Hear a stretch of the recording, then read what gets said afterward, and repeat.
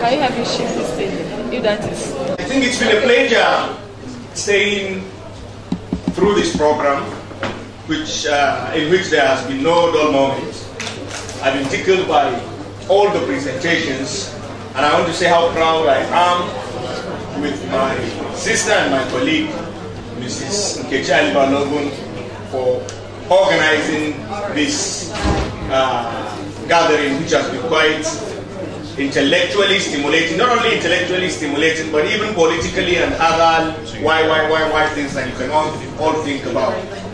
But since I have this opportunity, I want to say that even though I've been tickled by everything that has happened here, to the youths, I want to tell them that two things have actually tickled me the most from the presentations that took place earlier.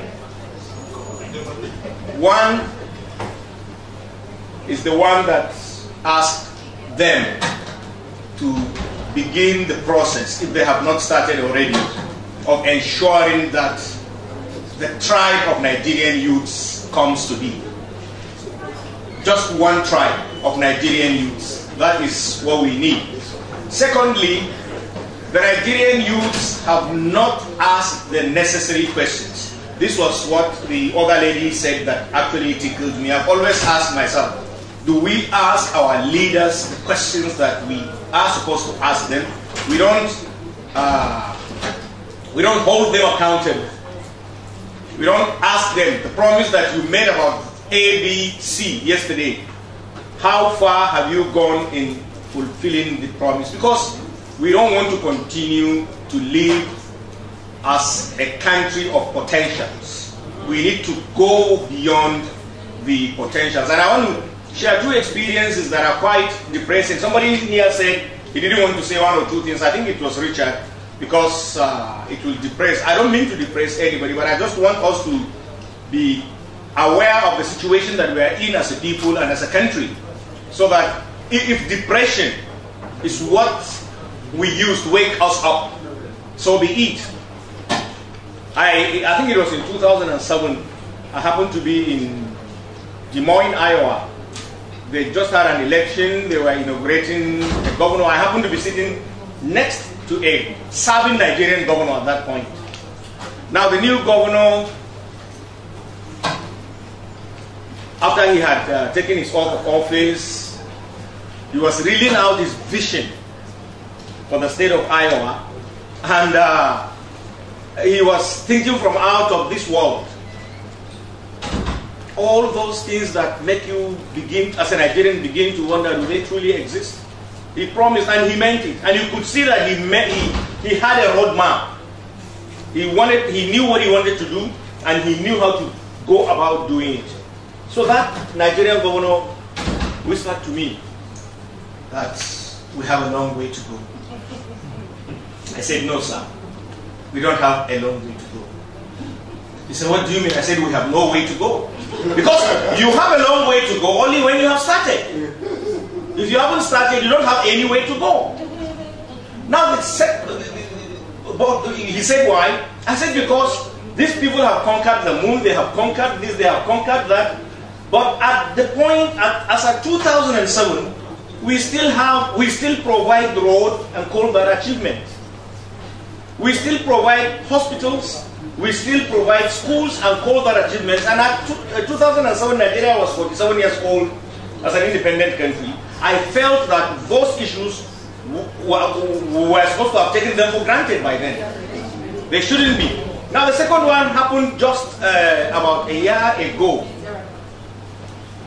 I was driving to Bauchi. There is this Hausa song. I don't know how to. I'll try the best to see if I can translate the meaning, and I'll tell you how depressed that got me. It was sung in praise of a one-time governor of Sokoto State, Shehu Kangiwa, who died playing polo in 1982. 1982 to now is close to 40 years. Yeah.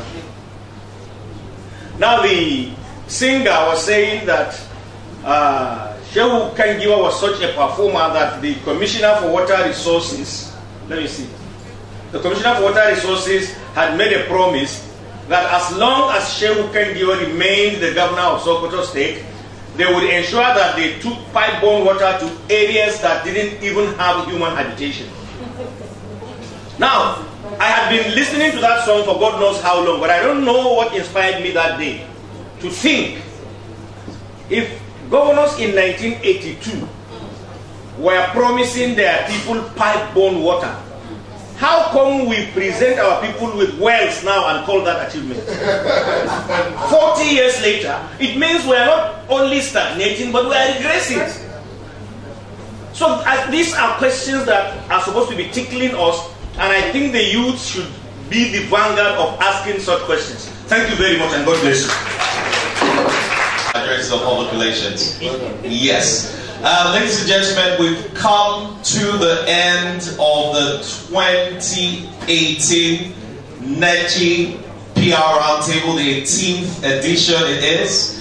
A lot has been said. There's no need boring us with many more of that stuff. I'm sure important lessons have been learned. Remember, this is a continuing conversation. It doesn't have to end here. We need to continue to ask ourselves the fundamental questions and continue to see how we can do our bit to make our nation a better place. Remember, it isn't what we don't have that limits us.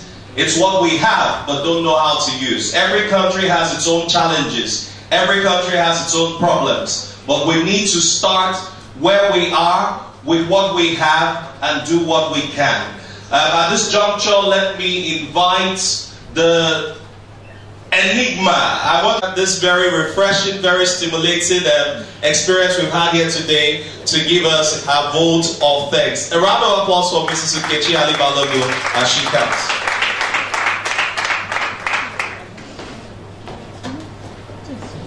Thank you very much. Let me stand here.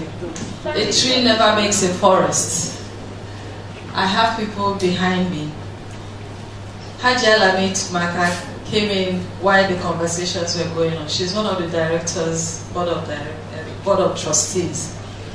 You're welcome. Thank you. Putting this together, at the end of every edition, I ask myself, how did it happen?